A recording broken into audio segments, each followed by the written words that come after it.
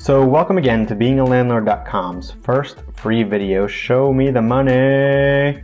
In this video, we're going to take a look at cash flow analysis, the cash flow analysis process that I use myself to figure out if a property has the potential to be cash flow positive.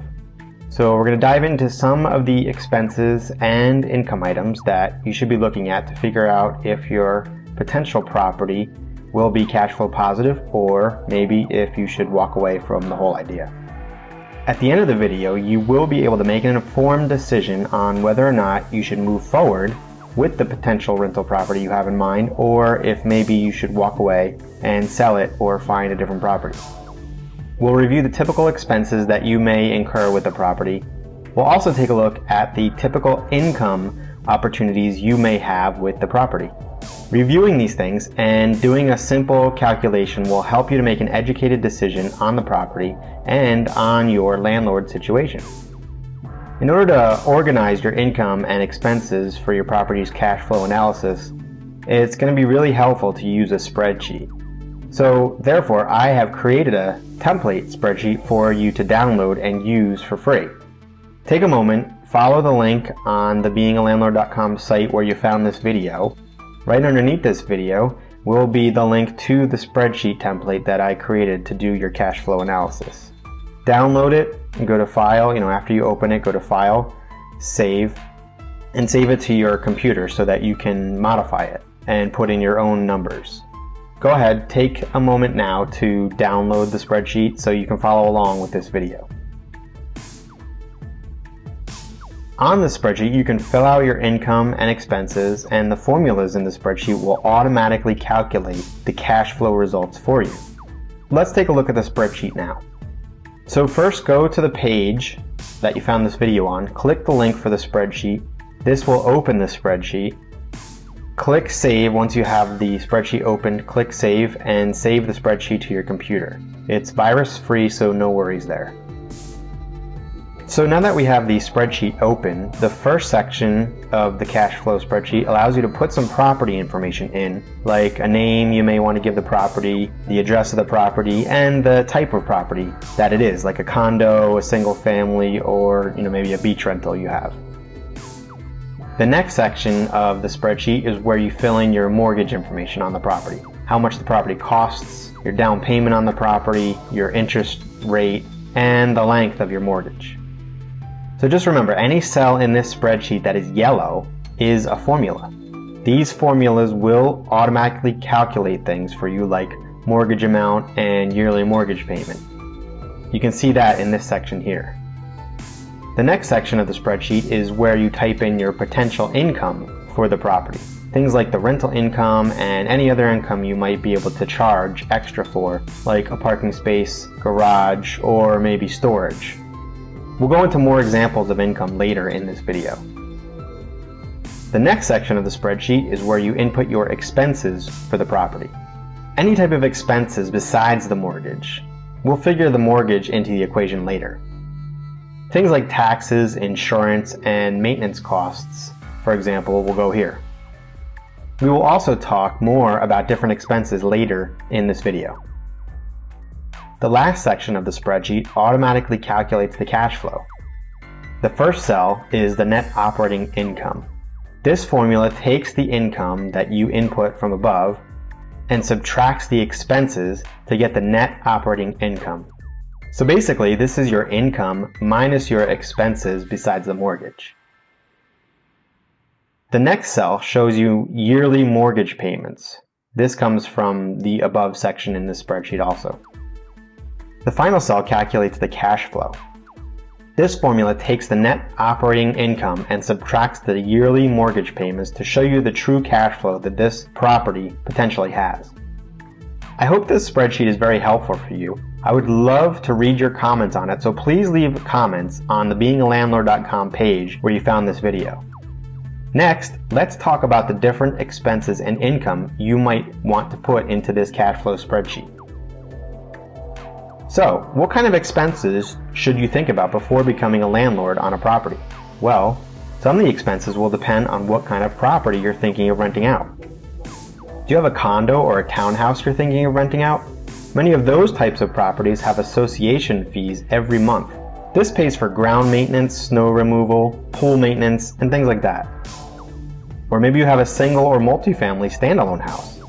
For this type of property, you may have landscaper fees, such as cutting grass or hedge trimming, things to maintain the outside of the property. Do you have a beach rental? These types of properties may have expenses specific to them, such as beach access fees or maybe even association fees to help maintain the sand dunes on the beach.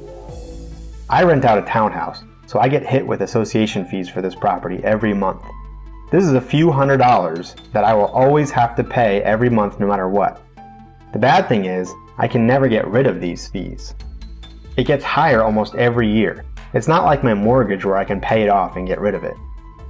The good thing about the service of the association, the landscaping, the snow removal, and plowing, the community pool, is that all of those services can be considered amenities. That attracts renters. The pool in my townhouse community is very nice and very well maintained. My tenants love using the pool every summer. It's an amenity that is attractive to renters.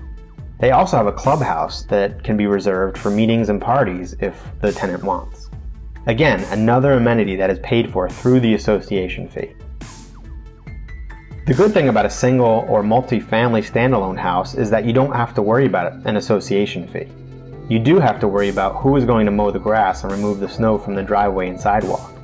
So you may have landscaper fees, for example here, that may be even higher than the association fee I pay for the townhouse. Or if you are willing to do it yourself, then that's money in your pocket each month. So what are some of the other expenses associated with renting out a property? Well, first your mortgage, duh. I'm sure you've already thought about that, but it's an expense, so I wanted to make sure we included it here. If you don't have a mortgage, then kudos to you. You're way ahead of the game. What other type of expenses? Well, all types of properties have maintenance expenses. This includes paying a plumber if there is a water or drainage issue, buying a new washing machine if your rental has that amenity, just like I had to do with my townhouse recently, fixing the exterior of a standalone house if something breaks or falls down. These would be typical examples of maintenance costs. Again, the more handy and more willing you are to do these types of things, then the more money you'll be able to keep each month. Another expense that new landlords don't think about is utilities. In my municipality where I rent out my townhouse, the water bill and the sewer bill are paid for by the landlord. This is to prevent a possible lien being put on your property and the municipality selling your property without you, the landlord, ever even knowing about it. The municipality sends these bills directly to the landlord so that the landlord is always aware of what is going on with the payment of these bills. These are two bills I did not know I would have to be paying when I first started out as a landlord, the sewer bill and the water bill. But I'm telling you, so now you know, so they won't be a surprise to you. What other expenses? One additional expense that should be considered is advertising. This hopefully will be only a one-time cost or not a very frequent cost that you see maybe every once in a while, especially if you have longer-term contracts and good tenants. But when you first start out looking for a tenant to rent your property, or after a tenant moves out, you'll have to let the world know that you have a property for rent. And nothing works as good as paid advertising. Craigslist is great, and word of mouth is also great, but I have gotten all of my tenants through paid advertising. This includes paying to advertise on sites like apartments.com or even on your local news websites. Another expense to consider is property management if you choose this avenue. Some new landlords do not want to deal with tenants or maintenance issues or anything like that. They just want to own the property and collect the positive cash flow. And that's perfectly fine, but this does cost some money. Good property management companies are not cheap. This may be your only option though, and if so, include this cost in your expense section of your spreadsheet. One big expense that many landlords don't even think about is time. Your investment of time in this rental should definitely be included. Because what is the sense of a rental property that is bringing you an extra $100 a month in cash flow if it's costing you 100 hours a week in your time to fix problems at the property? To me, that's not worth it. So think about how much time you think you'll spend managing the property. Then think about how much you feel your time is worth. Is 1 hour of your time worth $25, $50, $100? Multiply that by how many hours per year you think you'll spend on this property, and there you'll have your time cost. Of course, this is just a very rough estimate, but it allows you to think about the fact that you're not just investing money in this rental, you're also investing something worth much more than money, your time. Now, one last word regarding the expenses for a rental. I highly recommend that you overestimate. If you think maintenance costs will be $100 a year, then put $125 or $150. That way, if the maintenance costs come in a little higher than you thought, you should be covered. And if they come in a little lower, there's some extra money in your pocket that you didn't expect. Now let's move to the good stuff, income. Here we'll talk about some income items you'll want to consider when calculating your cash flow analysis. Your biggest income will probably come from rent. So how much should you charge for rent? Well, one way to figure this out is to look at comparators.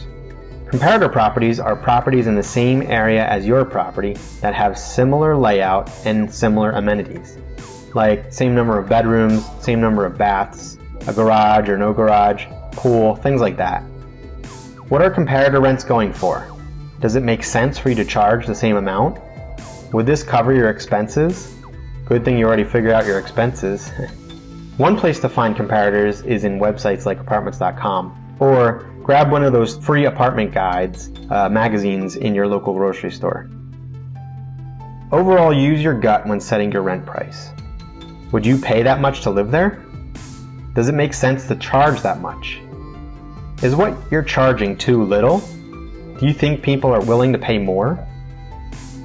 Also take a look at what amenities other rental properties are offering.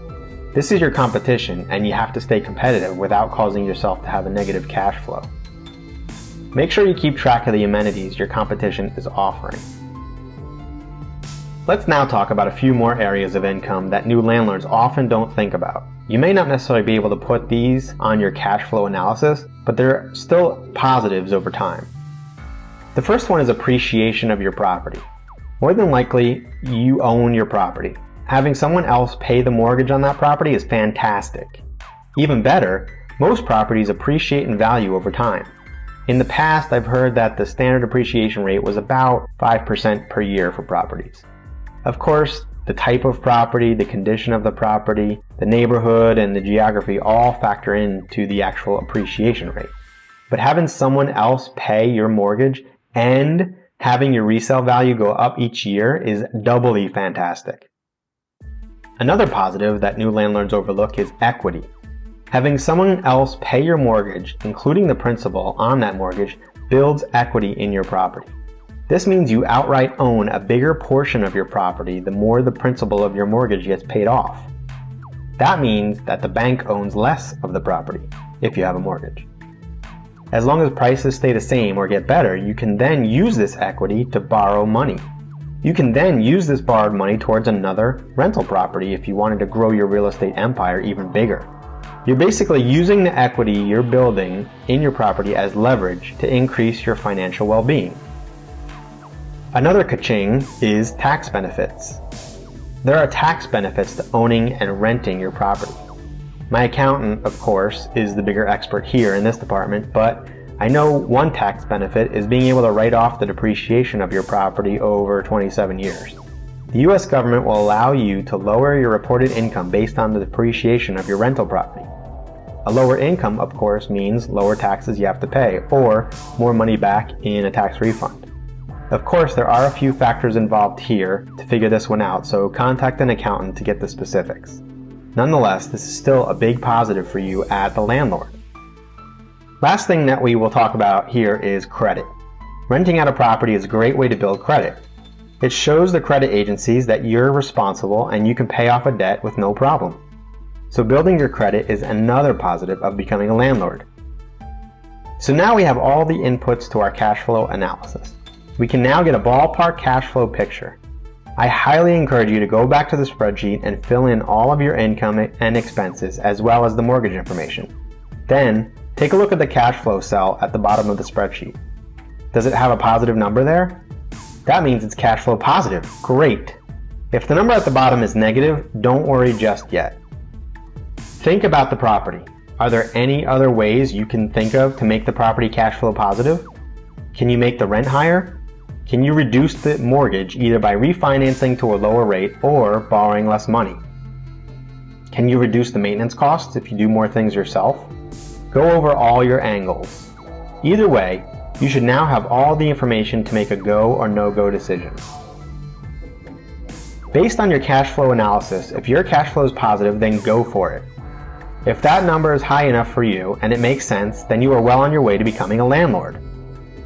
If the number is negative and you can't find a way to make it positive, then on to the next one, on to the next one. There's no reason to hold on to hope and go forward with a cash flow negative property. It will just be a time and money burden for you. Hope will not pay the bills, I guarantee you. There are properties out there that will make sense for you. You just have to do a bit of legwork to find them. I want to thank you all again for watching this free video number 1 from beingalandlord.com. I appreciate your time, and I know your time is valuable. Trust me, I know this. I hope that this video gave you information to make an informed decision on becoming a landlord. Please watch out for my next video number 2 in this free series. This video is titled Finding Your Dream Tenant. In the next video, we'll talk about ways to help you find a tenant of your dreams.